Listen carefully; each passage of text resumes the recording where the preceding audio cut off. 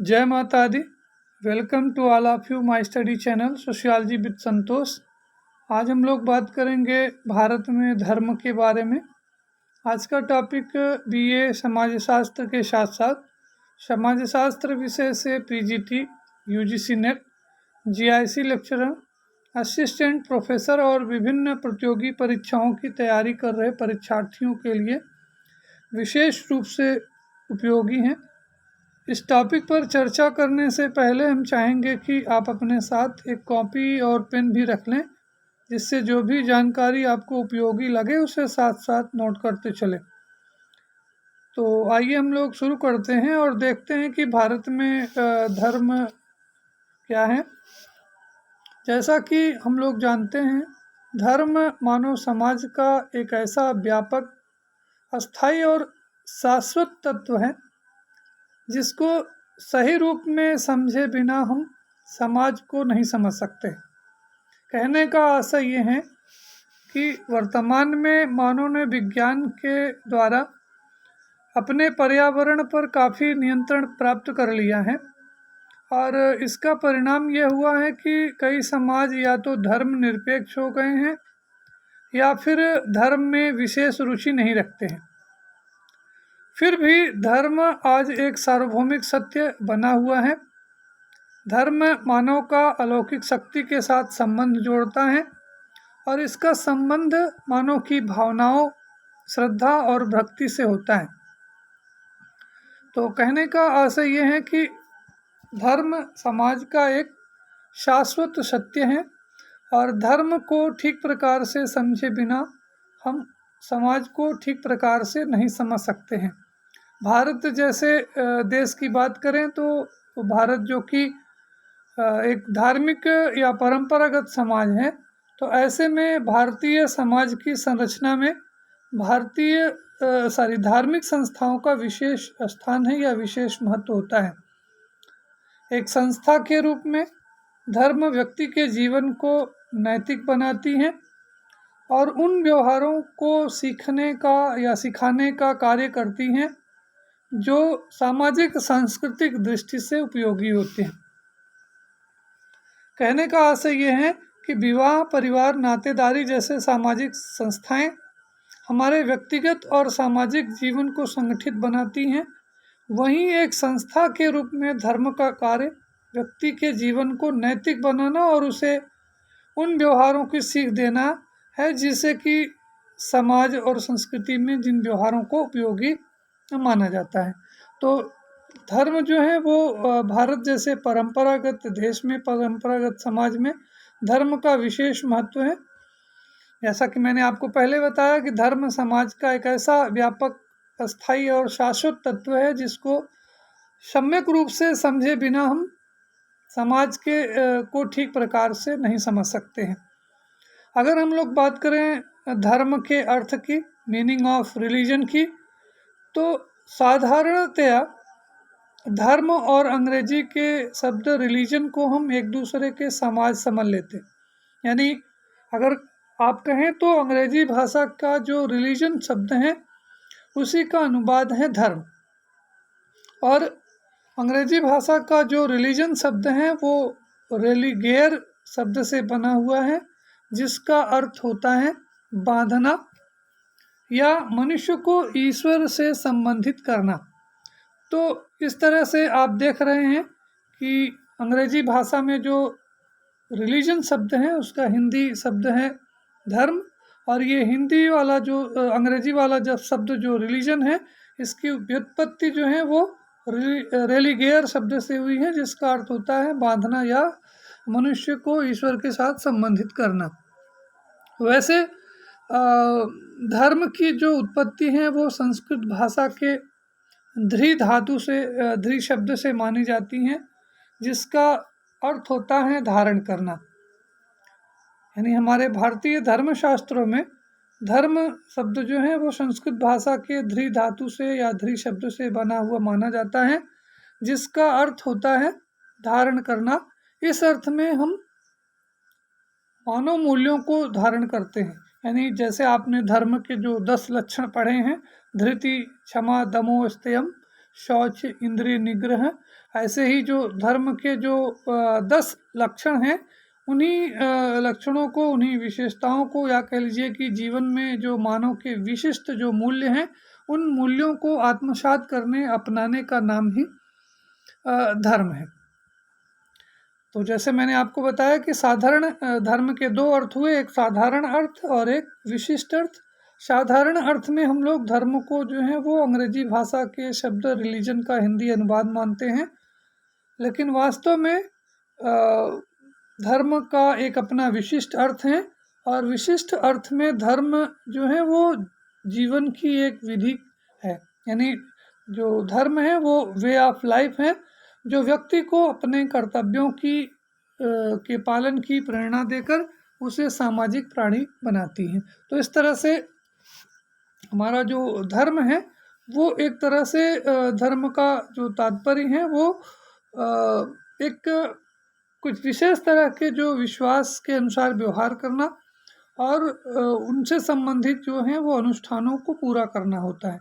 तो इस तरह से आपने यहाँ पर धर्म के 2 अर्थ देखे, एक सामान्य अर्थ और दूसरा है विशिष्ट अर्थ। धर्म को विभिन्न विद्वानों ने अलग अलग तरीके से परिभाषित किया है। आपके अध्ययन की सुविधा के लिए हमने यहाँ पर 2-3 परिभाषाओं का जिक्र किया है, जिसमें से एक बड़ी प्रसिद्ध परिभाषा है एडवर्ड टायलर की। तो टायलर महोदय ने धर्म को परिभाषित करते हुए कहा कि धर्म आध्यात्मिक शक्ति में विश्वास है। टायलर की एक बहुत प्रसिद्ध पुस्तक है जिसका नाम है प्रिमिटिव कल्चर। इस पुस्तक में टायलर ने धर्म को परिभाषित करते हुए लिखा कि धर्म आध्यात्मिक शक्ति में विश्वास है। इसी तरह से इमाल दुर्खीम, जिनको कि अगस्त काम्टे का उत्तराधिकारी माना जाता है, उन्होंने एक किताब लिखी है, काफ़ी फेमस बुक है, religious life, elementary life of religious, ऐसे कुछ है बुक उनकी। तो ये जो बुक है, उस बुक में उन्होंने हिंदी में उसको, अंग्रेजी ठीक से हमको अभी याद नहीं आ रही है, हिंदी में उस पुस्तक का नाम है धर्म का प्रारंभिक स्वरूप। तो इस पुस्तक में इमाल दुर्खीम ने धर्म को परिभाषित करते हुए कहा कि धर्म का अर्थ उन पवित्र आचरणों से है जो इसे मानने वाले लोगों को एक नैतिक समुदाय में बांधता है। यानी दुर्खीम के शब्दों में धर्म जो है वो विश्वासों या आचरणों की एक विशेष व्यवस्था है, और इस व्यवस्था से जुड़े हुए जो लोग हैं वो आपस में एक नैतिक समुदाय के रूप में आपस में जुड़े हुए होते हैं, संबंधित होते हैं। तो इस तरह से टायलर ने और दुर्खीम ने अपने परिभाषाओं के द्वारा धर्म के अर्थ को स्पष्ट करने का प्रयास किया है। इसके अलावा बहुत सारे विद्वान हैं, जैसे जेम्स फ्रेजर हैं, मैलिनोस्की हैं, कार्ल मार्क्स हैं। कार्ल मार्क्स का नाम आपने सुना होगा कि कार्ल मार्क्स ने धर्म को मानव के लिए अफीम कहा है। ये क्वेश्चन भी कभी कभी एग्जामिनेशन में पूछा जाता है कि धर्म को जो है वो मानव के लिए अफीम की संज्ञा किसने दी है। तो आप इसको नोट डाउन कर लें कि ये जो स्टेटमेंट है वो कार्ल मार्क्स से ही संबंधित है। तो ऐसे बहुत सारे विद्वान हैं जिन्होंने धर्म को परिभाषित किया है। क्योंकि वीडियो काफ़ी लंबा हो जाएगा, इसलिए सारे परिभाषाओं का उल्लेख यहाँ पे नहीं किया जा सकता है। आगे हम लोग देखते हैं कि धर्म के 3 महत्वपूर्ण पक्ष होते हैं। यानी जो सोशियोलॉजिस्ट हैं, जो समाज वैज्ञानिक हैं, उन्होंने धर्म के 3 पक्षों पर अधिक बल दिया है। पहला पक्ष है धर्म की वैचारिकी। इसके अंतर्गत हम उन सिद्धांतों या उन नैतिक नियमों को सम्मिलित करते हैं जो हमारे व्यवहार को एक विशेष स्वरूप देते हैं। दूसरे पक्ष का संबंध है विश्वासों से, जो कि मनुष्य और अलौकिक शक्ति के संबंध को स्पष्ट करता है। और धर्म का जो तीसरा महत्वपूर्ण पक्ष है वो है अनुष्ठान। प्रत्येक धर्म में विभिन्न प्रकार के अनुष्ठान होते हैं जिन्हें पूरा करके व्यक्ति मानसिक रूप से अपने आप को संतुष्ट महसूस करता है। तो कोई भी धर्म हो, उस धर्म के 3 महत्वपूर्ण पक्ष होते हैं, जिनमें से पहला है उस धर्म की वैचारिकी यानी आइडियोलॉजी, उस धर्म से संबंधित जो विभिन्न प्रकार के विश्वास, और साथ साथ उन विभिन्न विश्वासों से जुड़े हुए भिन्न भिन्न प्रकार के जो अनुष्ठान हैं। तो ये वैचारिकी विश्वास और अनुष्ठान जो है वो प्रत्येक धर्म का महत्वपूर्ण पक्ष होता है। अगर हम लोग भारतीय समाज की बात करें तो भारतीय समाज की विशेषता है कि यहाँ हिंदू, इस्लाम, ईसाई, सिख, जैन, बौद्ध और पारसी जैसे संसार के सभी मुख्य धर्मों से संबंधित लोग बड़ी संख्या में यहाँ पर साथ साथ रहते हैं। हालांकि यहूदी धर्म को मानने वाले लोगों की संख्या यहाँ पर कम है, लेकिन फिर भी यहूदी और पारसी धर्म के जो अनुयायी हैं वो भारत में उनकी संख्या कम है। लेकिन फिर भी आप ये कह सकते हैं कि मोटे तौर पर कि भारत में दुनिया में जितने भी प्रकार के धर्म हैं उन सभी प्रकार के धर्मों से संबंधित लोग भारत में निवास करते हैं।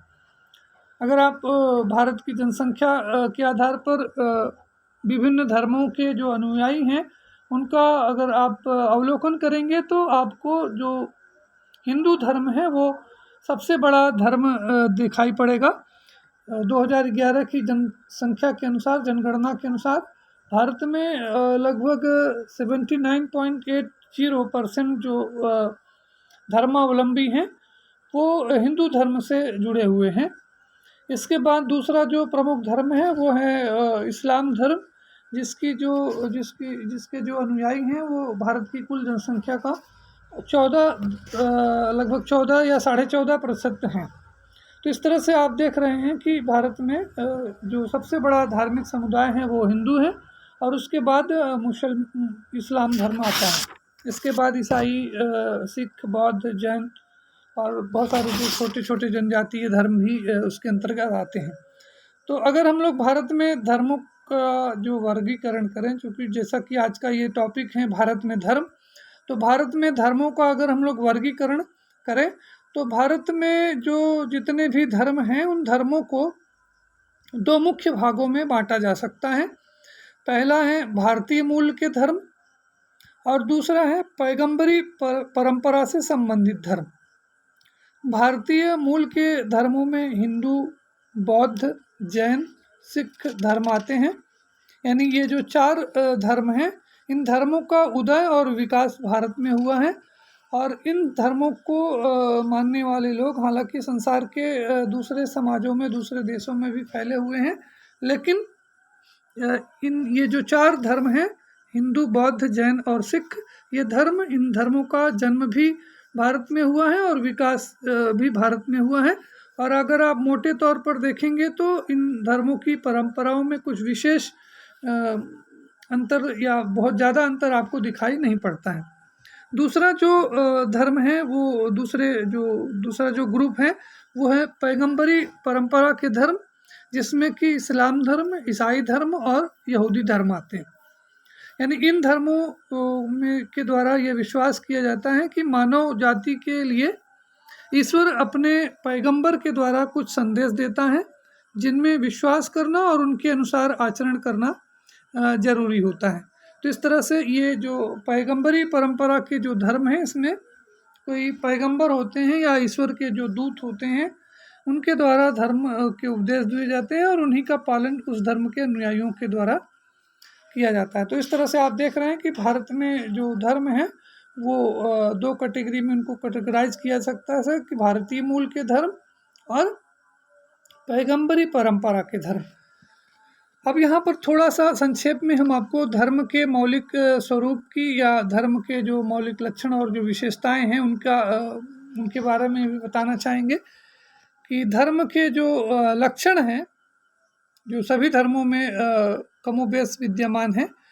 पहला है अलौकिक शक्ति में विश्वास, दूसरा है पवित्रता की धारणा, तीसरा है अनुष्ठान या कर्मकांड, चौथा है संवेगात्मक भावनाएं, पांचवें जो प्रमुख विशेषताएं, प्रमुख लक्षण है वो है धार्मिक सामग्री और प्रतीक, और छठी विशेषता है वो है निषेध।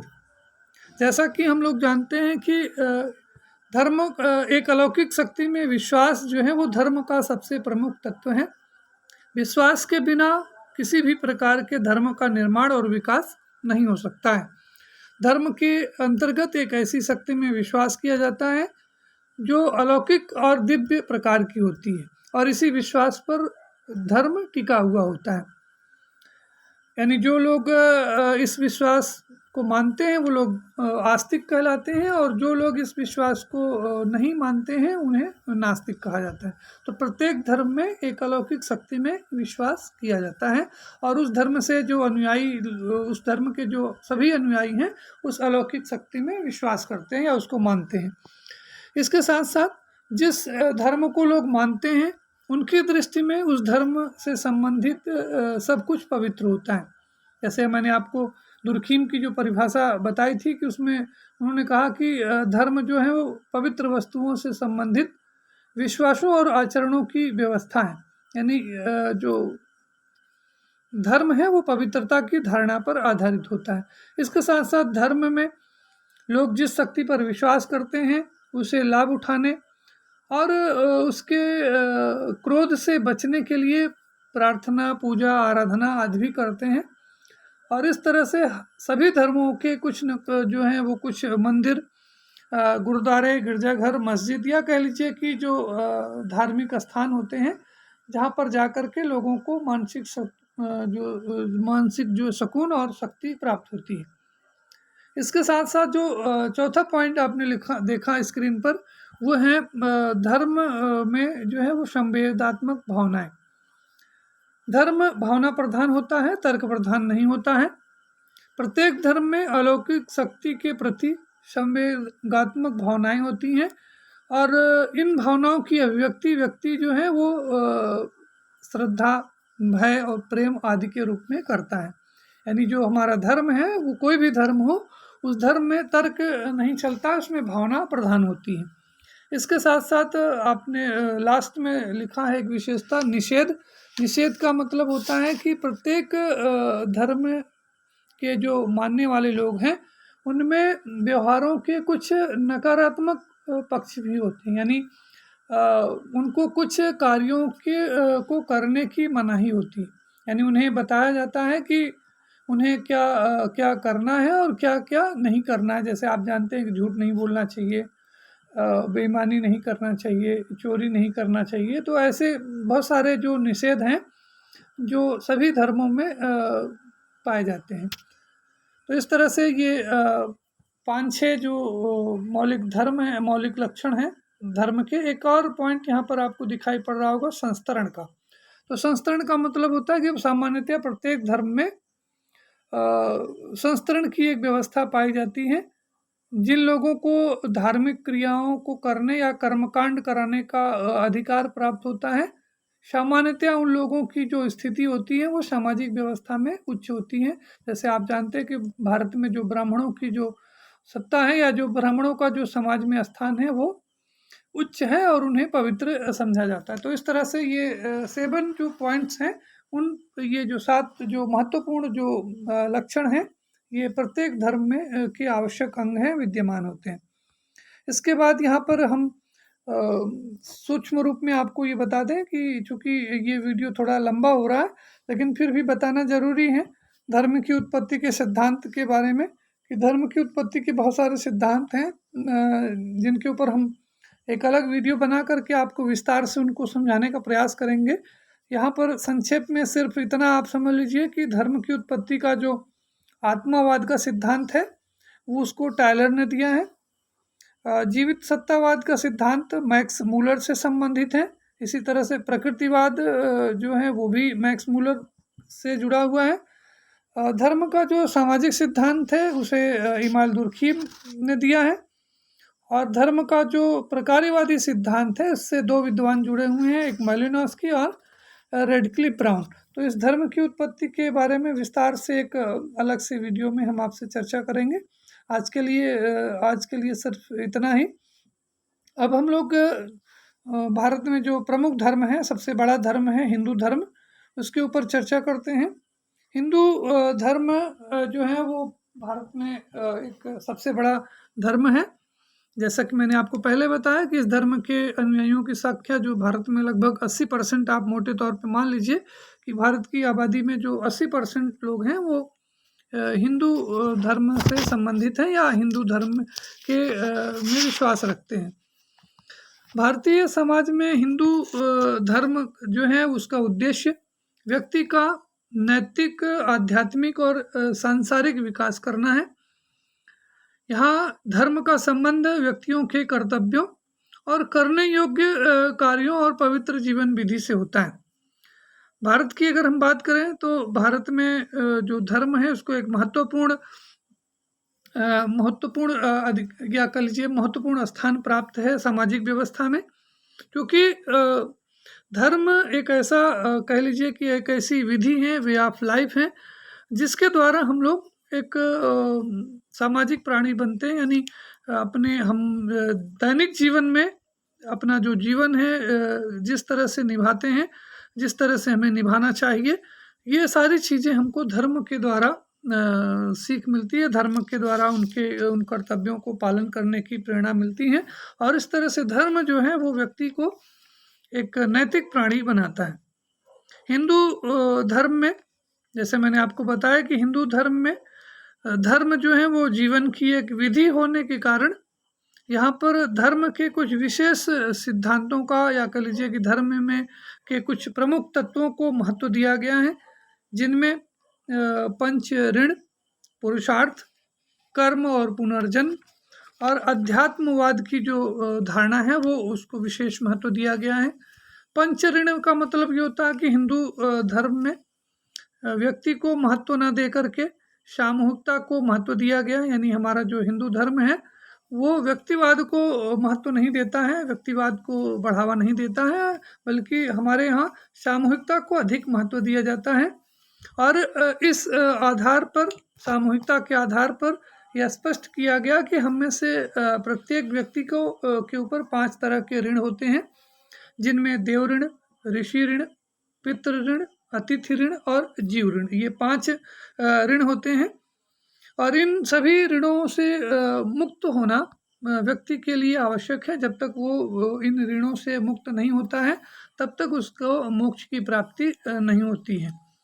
जैसे आप देख रहे हैं कि इसमें जो 5 ऋण हैं, इसमें सबसे पहले व्यक्ति देवताओं के रूप में ईश्वरीय शक्ति का ऋणी है, क्योंकि उन्हीं ने हमें जन्म दे करके हमारा पालन पोषण किया है। दूसरा ऋण ऋषियों और ज्ञानवान लोगों का होता है, जिनकी सहायता से हम समाज के प्रति अपने कर्तव्यों को पूरा करना सीखते हैं। तीसरा ऋण माता पिता के ऋण से संबंधित होता है। माता पिता हमें जन्म दे करके हमारा पालन पोषण करते हैं।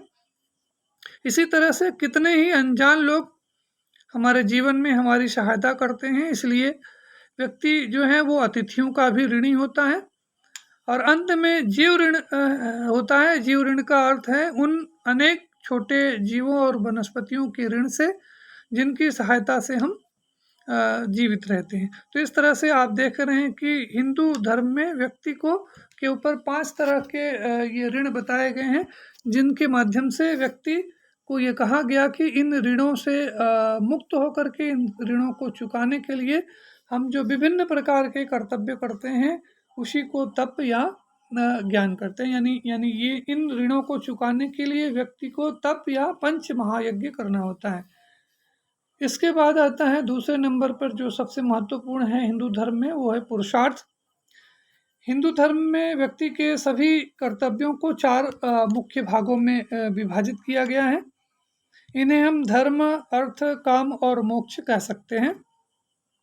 इन्हीं चारों जो 4 हैं, ये धर्म अर्थ काम मोक्ष हैं, इन्हीं को 4 पुरुषार्थ कहा जाता है। और इन चारों पुरुषार्थों को पूरा करके ही व्यक्ति जो है वो पुनर्जन्म के बंधन से छूट जाने के योग्य होता है। यानी जब तक वो धर्म, अर्थ, काम और मोक्ष से संबंधित जो दायित्व हैं, जो कर्तव्य हैं, उनको पूरा नहीं करता है, अपने जो पंच ऋण हैं उन ऋणों से मुक्त नहीं होता है, तब तक उसको पुनर्जन्म के बंधन से छूटने का अधिकार नहीं होता है। इसके बाद तीसरे नंबर पर वो है कर्म और पुनर्जन्म की धारणा, या कर्म और पुनर्जन्म का सिद्धांत। कर्म और कर्म फल से संबंधित धारणा का हिंदू धर्म में विशेष महत्व होता है, और इस सिद्धांत के द्वारा व्यक्ति को ये बताया जाता है कि वह अपने पुरुषार्थ से संबंधित सभी प्रकार के कर्तव्यों का निस्वार्थ रूप से पालन करे। यानी हमारे यहाँ हिंदू धर्म में जो कर्म है उसको निस्वार्थ कर्तव्यों के निस्वार्थ पालन की सीख दी जाती है। जैसे गीता में भगवान श्री कृष्ण ने भी कहा था कि कर्मण्येवाधिकारेस्तु मा फलेषु कदाचन, यानी व्यक्ति को फल की चिंता किए बिना कर्म के अनुपालन में लगे रहना चाहिए। और जैसा कि आप जानते हैं कि हिंदू धर्म मानता है कि शरीर नाशवान है लेकिन आत्मा अमर होती है, और आत्मा जो है वो ईश्वर की शक्ति का ही एक अंश होता है, और आत्मा ही शरीर को जीवन देती है। और व्यक्ति को अपने अच्छे बुरे कर्मों के अनुसार पुनर्जन्म मिलता है। यानी व्यक्ति अगर अच्छा कर्म करता है तो उसको अगले जन्म में अच्छा उसको फल प्राप्त होता है, और अगर वो बुरा कर्म करता है तो उसे बुरा फल उसको प्राप्त होता है। इसके अलावा हिंदू धर्म के स्वरूप के अंतर्गत हम आपको बताएं कि धर्म का जो तात्पर्य, जैसे मैंने आपको पहले बताया कि धर्म का जो तात्पर्य है वो एक जीवन विधि से है। और इस रूप में हिंदू धर्म में सामान्यतः धर्म के 3 स्वरूप पाए जाते हैं, जिन्हें हम सामान्य धर्म, विशिष्ट धर्म और आपत्तिकालीन धर्म कह सकते हैं। ये 3 धर्म हैं, सामान्य धर्म, विशिष्ट धर्म और आपत्तिकालीन धर्म। सामान्य धर्म का मतलब होता है कि वे धर्म से संबंधित वे कर्तव्य जिनका पालन सभी व्यक्तियों के लिए जरूरी होता है। व्यक्ति चाहे उच्च कुल का हो या निम्न कुल का हो, स्त्री हो, पुरुष हो, धनी हो या निर्धन हो, आयु में छोटा हो या बड़ा हो, राजा हो या रंक हो, सभी के लिए ये धर्म समान होता है। इसीलिए इसको सामान्य धर्म कहा जाता है।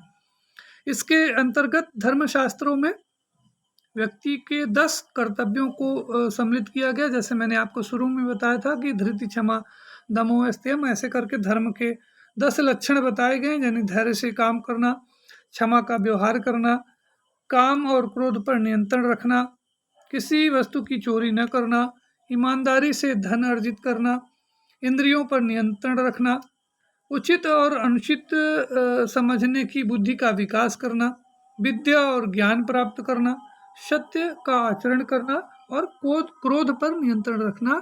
इस तरह से ये धर्म जो है ये धर्म के 10 लक्षण हैं, और इनका जो संबंध है वो व्यक्ति के शारीरिक, नैतिक और आध्यात्मिक विकास से होता है। मोटे तौर पर आप ये कह सकते हैं कि सामान्य धर्म को आप मानव धर्म भी कह सकते हैं। दूसरे नंबर पर आता है विशिष्ट धर्म। जैसा कि आप लोग जानते हैं कि समाज में सभी लोगों की स्थिति जो है वो समान नहीं होती है। वर्ण व्यवस्था के अनुसार या आश्रम व्यवस्था के अनुसार लोगों के कर्तव्य एक दूसरे से अलग अलग होते हैं, भिन्न भिन्न होते हैं। जैसे आप जानते हैं कि 4 आश्रम होते हैं, ब्रह्मचर्य आश्रम, गृहस्थ, वानप्रस्थ और संन्यास। इन आश्रमों में व्यक्ति के अलग अलग कर्तव्य होते हैं। स्त्री का धर्म पुरुष से भिन्न है, तो गुरु का जो संबंध है वो शिष्य के कर्तव्य से अलग होता है। इसी तरह से माता का, पिता का, पुत्र का, माँ बहन का, या आप कह लीजिए कि अलग अलग व्यक्तियों के लिए अलग अलग धर्म होते हैं, अलग अलग कर्तव्य होते हैं। तो इस तरह से प्रत्येक स्थिति में व्यक्ति के लिए जो कर्तव्य निर्धारित होते हैं उन कर्तव्यों का पालन करना ही विशिष्ट धर्म है। विशिष्ट धर्म को हम स्वधर्म भी कह सकते हैं, स्वधर्म भी कह सकते हैं या स्वधर्म कहा जाता है। यानी सामान्य धर्म जो सबके लिए होता है, एक बराबर होता है। विशिष्ट धर्म सबका अपना अलग अलग होता है। तीसरे कैटेगरी में, तीसरे स्वरूप के अंतर्गत आपद धर्म या आपत्तिकालीन धर्म का भी उल्लेख किया गया है हिंदू धर्म के अंतर्गत। प्रत्येक व्यक्ति के जीवन में बीमारी, विपत्ति, दुख या किसी तरह के संकट की संभावना हमेशा बनी रहती है। ऐसी परिस्थिति में व्यक्ति के द्वारा अपने सामान्य धर्म और विशिष्ट धर्म का पालन वो ठीक प्रकार से नहीं कर पाता है। तो ऐसी दशा में व्यक्ति को आपत्तिकालीन धर्म के निर्वहन करने की प्रेरणा दी जाती है।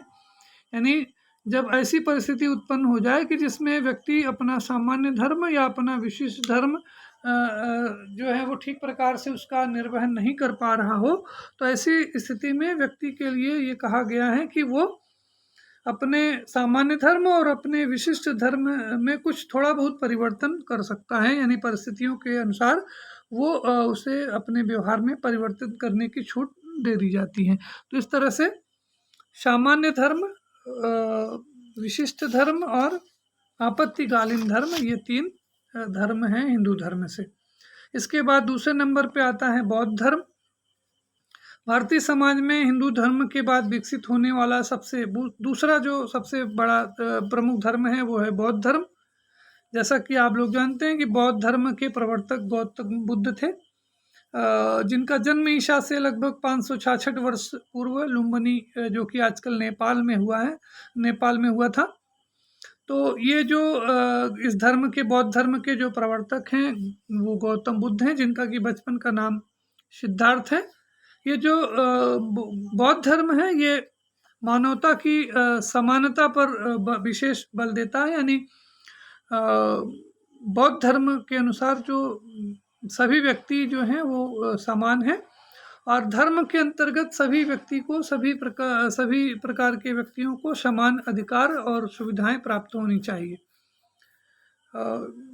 तो आप ये कह सकते हैं कि गौतम बुद्ध ने मानव की समानता पर सबसे अधिक बल दिया। उन्होंने बहुत सारे धर्म संघों की स्थापना की थी, जिनमें उन्होंने सभी वर्णों के स्त्री पुरुषों को प्रवेश करने की अनुमति दी थी। तो इस तरह से जो बौद्ध धर्म है वो व्यक्ति की समानता पे विशेष जोर देता है। बौद्ध धर्म के अंतर्गत 4 आर्य सत्य होते हैं, यानी 4 जो है बौद्ध धर्म का, गौतम बुद्ध का मानना है कि संसार में 4 जो सत्य हैं, 4 वास्तविकताएं हैं। इन वास्तविकताओं को ठीक प्रकार से समझ लेने से ही व्यक्ति का जीवन जो है वो ठीक प्रकार से चल सकता है। ये 4 प्रकार की वास्तविकताएं इस तरह से हैं कि जैसे पहला है, दुख जीवन का अनिवार्य हिस्सा है। दूसरा है, प्रत्येक दुख का कोई कारण होता है। तीसरा है, दुख को दूर किया जा सकता है। और चौथा है, दुख को दूर करने वाले रास्ते पर चलना ही ज्ञान है।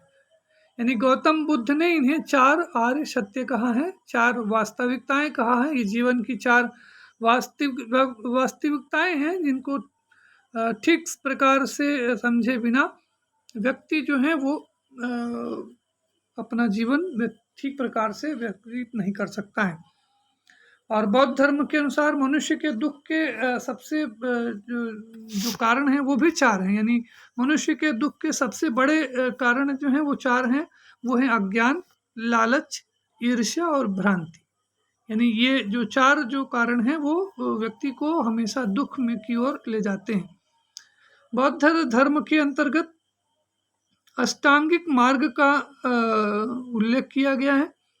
अष्टांगिक मार्ग का तात्पर्य 8 मुख्य कार्यों से है, यानी ये 8 कार्यों को करके व्यक्ति अपने दुखों से मुक्ति पा सकता है।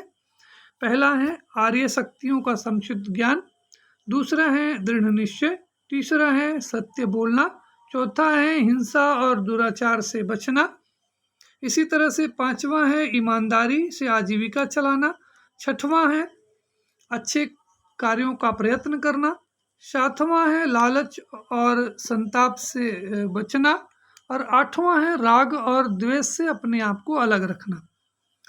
तो इस तरह से बौद्ध धर्म के अनुसार इन 8 मार्गों पर चलने से व्यक्ति को निर्वाण मिलता है, मोक्ष मिलता है।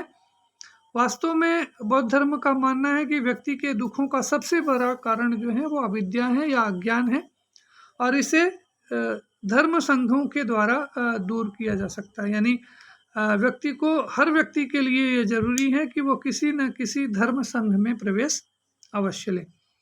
बौद्ध धर्म की 2 शाखाएं हैं, एक हीनयान और महायान। हीनयान जो कि यानी गौतम बुद्ध के मृत्यु के बाद जो धर्म था उनका 2 भागों में विभाजित हो गया, हीनयान और महायान। हीनयान जो मत है वो गौतम बुद्ध के द्वारा बताए गए सिद्धांतों को बिल्कुल उसी रूप में पालन करता है, और जो महायान जो संप्रदाय है वो उसमें थोड़ा बहुत संशोधन कर लेता है। उसमें थोड़ा सा बदलाव करने की अनुमति देता है, यानी उसमें आंशिक संशोधन कर लेता है। यहाँ पर आपको स्क्रीन पर दिख रहा है कि धर्म पद जो है वो बौद्ध धर्म का सबसे प्रमुख ग्रंथ है। तो इस तरह से बौद्ध धर्म की चर्चा यहाँ पर पूरी होती है। इसके बाद आता है जैन धर्म। जैन धर्म के प्रवर्तक महावीर स्वामी हैं, वर्धमान महावीर जिनका नाम है। ये जैन धर्म के 24वें तीर्थंकर थे। इंद्रियों से प्राप्त होने वाली इच्छाओं पर पूर्ण विजय, जिसको कि जिन कहा जाता है। ये जिन यानी जी जो है वो जीतने वाला होता है, और इसी शब्द के आधार पर जो है वो जैन धर्म की उत्पत्ति हुई है। यानी जैन धर्म में मतलब होता है, जी का मतलब होता है शरीर और मन और वाणी से संबंधित जो भी इच्छाएं हैं, उन इच्छाओं को जीतने वाला व्यक्ति जिन होता है, और इसी शब्द से जैन धर्म की उत्पत्ति हुई है। दूसरे शब्दों में ये कह सकते हैं कि जैन धर्म व्यक्ति को अपने मन, वाणी और शरीर से संबंधित इच्छाओं पर जीतने पर बल देता है। जैन धर्म एक सुधारवादी धर्म है, जिसका उदय हिंदू धर्म में व्याप्त कुरीतियों, असमानताओं और विशेष करके यज्ञों में दी जाने वाली बलि के विरोध में हुआ। यानी हिंदू धर्म में जो विभिन्न प्रकार की जो कुरीतियाँ थी, बुराइयाँ थी, उन बुराइयों को, उन कुरीतियों को दूर करने के लिए जैन धर्म का उदय हुआ है। तो इस तरह से आप जैन धर्म को एक सुधारवादी धर्म कह सकते हैं। और ये जो जैन धर्म है ये अहिंसा और तपस्या पर सबसे अधिक बल देता है। जैन धर्म के अंतर्गत 5 महाव्रत और सम्यक दर्शन की व्यवस्था है। पंच महाव्रत के अंतर्गत अहिंसा, सत्य, अस्तेय, ब्रह्मचर्य और अपरिग्रह, ये 5 जो हैं वो महाव्रत हैं, जिनको कि सभी व्यक्तियों के लिए आवश्यक बताया गया है। यानी सब जैन धर्म के अंतर्गत कहा गया कि सभी व्यक्तियों को झूठ से बचना चाहिए, प्रत्येक काम को सच्चे मन से करना चाहिए, चोरी नहीं करना चाहिए, दूसरे के अधिकारों में कोई बाधा नहीं करनी चाहिए, अपना जो संपूर्ण जीवन है वो पवित्र और संयमपूर्ण बिताना चाहिए, और अपरिग्रह का मतलब है कि व्यक्ति को संपत्ति के संचय से दूर रखना चाहिए। तो इस तरह से प्रत्येक जो जिन है या जो जैन धर्म से संबंधित व्यक्ति हैं, उसको इन पंच महाव्रतों का पालन करना चाहिए। सम्यक दर्शन जैन धर्म का प्रमुख सिद्धांत है। इसके अंतर्गत 8 विश्वासों को या 8 प्रकार के व्यवहारों को बताया गया है। यानी 8 प्रकार के जो व्यवहार हैं जो कि व्यक्ति के मन को स्वस्थ बनाते हैं, यानी उसका मानसिक विकास करते हैं। स्क्रीन पर आपको ये 8 जो सम्यक दर्शन है, या कह लीजिए कि 8 प्रकार के जो व्यवहार हैं वो आपको दिखाई पड़ता होगा। इनके ऊपर आपको विशेष रूप से बताने की कोई ज़रूरत नहीं है, आप इनका स्क्रीनशॉट लेकर के आप इनको नोट कर सकते हैं। जैन धर्म भी 2 प्रमुख संप्रदायों में विभाजित हैं, एक श्वेतांबर और दूसरा है दिगंबर। दिगंबर शाखा को मानने वाले जो संत हैं वो किसी तरह का वस्त्र नहीं धारण करते हैं। उनका मानना है कि वस्त्र जो है वो योग की साधना में बाधा उत्पन्न करता है, जबकि जो श्वेतांबर शाखा के जो संत हैं वो सफ़ेद वस्त्र धारण करते हैं और पवित्रता को जीवन में सबसे जरूरी मानते हैं। तो इस तरह से इन दोनों ही शाखाओं के जो उपासक हैं वो भगवान महावीर अहिंसा और संयम में विश्वास रखते हैं। और आप देखते हैं कि ये जो जैन धर्म के अनुयायी हैं वो किसी भी तरह की हिंसा से बचने के लिए अपने मुंह पर सफ़ेद कपड़े का जो है वो मास्क चढ़ाए रहते हैं। हालांकि भगवान महावीर ने किसी ग्रंथ की रचना नहीं की थी, लेकिन बाद में उनके शिष्यों ने अनेक उनके उपदेशों को ग्रंथों के रूप में संग्रहित कर लिया है।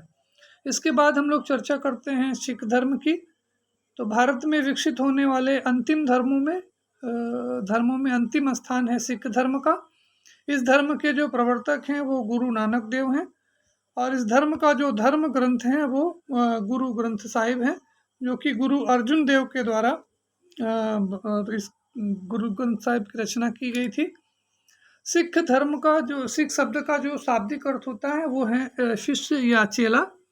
यानी ऐसे व्यक्ति जो गुरु नानक देव की परंपरा से संबंधित गुरुओं का अपने आप को चेला या शिष्य मानते हैं, वो सिख कहलाते हैं। सिख धर्म के अंतर्गत 10 धर्म गुरु हुए हैं और अंतिम या 10वें जो गुरु हैं वो गुरु गोविंद सिंह हैं। सिख धर्म के अंतर्गत एक ईश्वर में विश्वास किया जाता है और इसमें मूर्ति पूजा का कोई स्थान नहीं है। आप यहाँ पर ये महत्वपूर्ण है कि हिंदू धर्म में जो है वो मूर्ति पूजा में विश्वास किया जाता है, लेकिन सिख धर्म में ईश्वर में विश्वास करते हुए भी इसमें मूर्ति पूजा को महत्व नहीं दिया जाता है। सिख धर्म के अनुसार जो है वो सभी मानव समान हैं और भक्ति जो है वो धर्म का मुख्य आधार है और प्रार्थना या अरदास ही व्यक्ति के लिए मुक्ति का सबसे सरल उपाय है। जो व्यक्ति है अगर अपने पापों से जन्म और पुनर्जन्म के चक्र से मुक्ति पाना चाहता है, दुखों से मुक्ति प्राप्त करना चाहता है, तो उसके लिए जो है वो प्रार्थना या अरदास करना जरूरी है। यहाँ पर आपको हम बताना चाहेंगे कि सिख धर्म में व्यक्ति के सैनिक दायित्व को महत्वपूर्ण माना गया है। यानी संसार के दूसरे धर्मों में जहाँ अहिंसा, त्याग और ईश्वर के प्रति समर्पण को महत्व दिया गया है, वहीं सिख धर्म में व्यक्ति को सैनिक दायित्वों को भी महत्वपूर्ण माना गया है। सिख धर्म के अंतर्गत खालसा पंथ की स्थापना जो है वो गुरु गोविंद सिंह के द्वारा की गई, जो कि 10वें धर्म गुरु थे। खालसा पंथ के जो अनुयायी हैं उनके लिए 5 चीज़ों का उपयोग करना आवश्यक होता है। ये 5 चीज़ें हैं केस, कंघा, कृपाण और कड़ा और पगड़ी। ये 5 वस्तुएं हैं जो खालसा पंथ के जो अनुयायी हैं उसको धारण करते हैं, अपने साथ रखते हैं। इसके बाद आता है इस्लाम धर्म। संख्या के आधार पर भारत का जो दूसरा सबसे बड़ा प्रमुख धर्म है, यानी जो पैगंबरी परंपरा से संबंधित जो धर्म है उनमें सबसे पहला और भारत का दूसरा सबसे बड़ा धर्म है। भारत के बाहर विकसित होने वाले धर्मों में उन धर्मों में इस्लाम धर्म आता है जो उसने भारत की संस्कृति को सबसे अधिक प्रभावित किया है। इस धर्म के जो प्रवर्तक हैं वो हजरत मोहम्मद साहब हैं, यानी जो ये इस्लाम धर्म है इसके जो प्रवर्तक हैं वो मोहम्मद साहब हैं। और इस्लाम धर्म बेसिकली 2 भागों में डिवाइडेड है, एक शिया और दूसरा सुन्नी। शिया धर्म के जो शिया संप्रदाय के से जो संबंधित लोग हैं वो परंपरागत अरबी इस्लाम में विश्वास रखते हैं और जो सुन्नी हैं वो उसमें थोड़ा बहुत संशोधन करते हैं। यानी जो शिया होते हैं वो कट्टर होते हैं, यानी अपनी धार्मिक आस्थाओं को कट्टरता से उसका अनुपालन करते हैं। सुन्नी जो संप्रदाय है इनका जो भारत में इनकी संख्या सबसे ज़्यादा है, सर्वाधिक संख्या इन्हीं की है मुसलमानों में। इस्लाम के जो प्रमुख तत्व हैं उनमें कुरान, पैगंबर, शरीयत और तारिकात, ये 4 जो हैं वो इस्लाम के पवित्र 4 के प्रमुख तत्व हैं। कुरान का मतलब ये हो गया कि इस्लाम में कुरान जो है वो सबसे पवित्र ग्रंथ है। ये इसमें मोहम्मद साहब के जो उपदेश हैं उसको यहाँ पर उल्लेखित किया गया है, दर्शाया गया है। कुरान में कुल 144 अध्याय हैं। इनमें से 90 अध्यायों का संग्रह जो है मक्का में किया गया था। ये अध्याय छोटे हैं और इनमें बताया गया है कि कैसे रोजे शुमार के समय में लोगों को किस तरह से अच्छे बुरे कर्मों का फल मिलता है। बाकी जो 24 अध्याय हैं वो मदीना में पूरे किए गए हैं। तो इस तरह से ये कुल 114 अध्याय हैं जो कि मोहम्मद साहब के जो उपदेश हैं उनसे संबंधित है। इसके बाद आता है पैगंबर। जैसा कि मैंने आपको बताया कि इस्लाम धर्म में हज़रत मोहम्मद साहब को पैगंबर माना गया है, यानी ईश्वर के रूप में उनका देखा गया है और उनके यहाँ ये पैगंबर में अल्लाह की ताकत को स्वीकार किया जाता है। और इसलिए जितने भी मुसलमान हैं सभी मुसलमानों को पैगंबर के द्वारा जो दिए गए जो संदेश हैं उनके अनुसार अपना जीवन व्यतीत करना आवश्यक होता है। शरीयत इस्लाम का प्रमुख आधार है। शरीयत में व्यवहार के नियमों का संग्रह है। आप ये कह सकते हैं कि व्यवहार का जो नियम है, वो नियमों का जो संग्रह है, उसको शरीयत के नाम से जाना जाता है। इसके बाद तारिकात का मतलब है कि इसमें एक तरह से इस्लाम की उन शिक्षाओं का उल्लेख किया गया है जिसमें व्यक्ति को अल्लाह के प्रति समर्पण और नैतिक जीवन की ओर ले जाती है। यानी जो तारिकात है वो एक तरह से सूफी पंथ है जो भक्ति संप्रदाय से जुड़ी हुई है। धार्मिक शिक्षाओं के अंतर्गत इस्लाम धर्म में ईमान, इबादत और एहसान, इन तीन चीज़ों को विशेष रूप से महत्व दिया जाता है। जैसा कि आप लोग जानते हैं कि इस्लाम धर्म में मूर्ति पूजा का विरोध किया जाता है और इस्लाम धर्म को बढ़ावा देने के लिए जिहाद की व्यवस्था की गई। यानी इस्लाम धर्म के प्रचार प्रसार के लिए इनके यहाँ जिहाद शब्द का उल्लेख किया गया, जिहाद की धारणा विकसित की गई है। मुसलमानों में विवाह और दूसरे जो प्रमुख कार्य हैं वो हिजरी संबंध के अनुसार होते हैं। इसके बाद आता है ईसाई धर्म। इस धर्म के जो प्रवर्तक हैं वो ईसा मसीह हैं। इस धर्म का जो उद्भव है वो यहूदी धर्म में व्याप्त कुरीतियों के विरोध में हुआ है। ईसाई धर्म का जो पवित्र ग्रंथ है वो न्यू टेस्टामेंट, जिसको कि हम लोग बाइबल के नाम से जानते हैं। इस बाइबल में जो ईसा मसीह हैं, यानी जो ईसाई धर्म के जो प्रवर्तक हैं, उनके उपदेशों का संकलन है। ईसाई धर्म जो है वो दो संप्रदायों में विभाजित है, एक कैथोलिक और दूसरा है प्रोटेस्टेंट। कैथोलिक धर्म जो है उसमें चर्च के विधान को सर्वोपरि माना जाता है और प्रोटेस्टेंट जो धर्म है उसमें थोड़ा व्यक्तिगत स्वतंत्रता को महत्व दिया जाता है। जैसे इस्लाम धर्म में शिया और सुन्नी है। शिया जो है वो कट्टर धर्म की कट्टरता पर बल देते हैं और जो सुन्नी है उसमें थोड़ा उदारवादी हैं, संशोधन करते हैं। ठीक उसी तरह से कैथोलिक जो है वो चर्च के विधान को सर्वोपरि मानते हैं और प्रोटेस्टेंट जो है उसमें थोड़ी व्यक्तिगत परिवर्तन, व्यक्तिगत स्वतंत्रता को महत्व देते हैं। ईसाई धर्म के धार्मिक संस्करण में सर्वोच्च स्थान जो है वो पोप का होता है। ये जो कि रोम में जो पोप हैं, इनका ईसाई धर्म में सबसे बड़ा स्थान होता है। ईसाई धर्म में एक ईश्वर में विश्वास किया जाता है। उनका मानना है कि ईश्वर एक निराकार शक्ति है। ईसा मसीह ईश्वर की क्रियात्मक शक्ति है। आत्मा की पवित्रता में ईसाई धर्म का विशेष विश्वास है। चर्च को ईसा मसीह का शरीर माना गया है और ईसाई धर्म में मानवता की सेवा पर विशेष बल दिया जाता है। यानी ईसाई धर्म के अंतर्गत जो है वो मानवता की सेवा को, समानता को, भाईचारे को विशेष महत्व दिया जाता है। और आप जानते हैं कि जैसे हमारे यहाँ जो मदर टेरेसा थी वो ईसाई धर्म से ही संबंधित थी, जिन्होंने मानव सेवा का जो है वो व्रत धारण किया था और आजीवन उसी अविवाहित रहते हुए मानवता की सेवा के लिए समर्पित रही हैं। दूसरे संसार के दूसरे धर्मों की तरह से ही ईसाई धर्म में भी अनेक अनुष्ठानों को पूरा करना जरूरी माना जाता है। इनमें 5 अनुष्ठान विशेष रूप से महत्वपूर्ण हैं, जिसमें है बपतिस्मा, पुष्टिकरण, आत्मनिवेदन, पवित्र संचार और विवाह। ये 5 जो अनुष्ठान हैं ये प्रत्येक ईसाई के लिए किया जाना जरूरी होता है।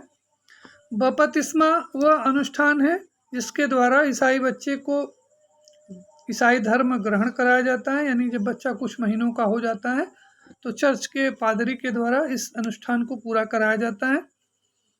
पुष्टिकरण जो अनुष्ठान है ये कैथोलिक संप्रदाय से संबंधित है। इसमें कैथोलिक लोगों में 7 साल की अवस्था में और प्रोटेस्टेंट ईसाइयों में 14-15 साल की अवस्था में ये अनुष्ठान होता है, जिसमें बच्चे को पादरी के द्वारा ईसाइयत के सिद्धांत को बताकर उसे एक ईसाई के रूप में मान्यता दी जाती है। पवित्र संचार के अंतर्गत एक सामूहिक पूजा और सामूहिक भोजन का आयोजन करके बच्चे को ईश्वर के निकट लाने में विश्वास किया जाता है। आत्मनिवेदन वो क्रिया है जिसके द्वारा व्यक्ति अपनी गलती या पाप के लिए चर्च में जाकर के उसे स्वीकार करता है यानी माफ़ करने की याचना करता है। विवाह एक अनुष्ठान है, आप जानते ही हैं, जो कि चर्च में पादरी द्वारा धार्मिक नियमों के अनुसार संपन्न कराया जाता है। तो इस तरह से ये 5 जो है वो अनुष्ठान हैं जो ईसाई धर्म के अंतर्गत सम्मिलित हैं। तो यहाँ पर आज के इस वीडियो में हमने आपको भारत में जो विद्यमान या जो भारत में जो प्रचलित जो प्रमुख धर्म हैं उनके ऊपर थोड़ा प्रकाश डालने का, थोड़ा संक्षिप्त परिचय उनका करने का प्रयास किया है। इस वीडियो में, इस चर्चा में अगर आपको कोई असुविधा हुई हो या आपको कोई प्रॉब्लम हुई हो तो आप अपने कमेंट के माध्यम से ज़रूर अपने विचारों को हम तक पहुंचाने का कष्ट करेंगे। अंत में हम आपसे कहना चाहेंगे कि अगर आपने अभी तक हमारे इस चैनल को सब्सक्राइब नहीं किया है तो प्लीज़ इसे सब्सक्राइब करिए, साथ ही अपने मित्रों के बीच में इसे शेयर भी करिए और बेल आइकन जो घंटी वाला बटन है उसको ज़रूर भी प्रेस करिए, जिससे जो आगे के जो मेरे वीडियो हैं उनके नोटिफिकेशन आपके पास तक पहुंचते रहें। इस वीडियो को अंत तक सुनने के लिए, लाइक करने के लिए, कमेंट करने के लिए, शेयर करने के लिए आप सभी को बहुत बहुत धन्यवाद, आभार।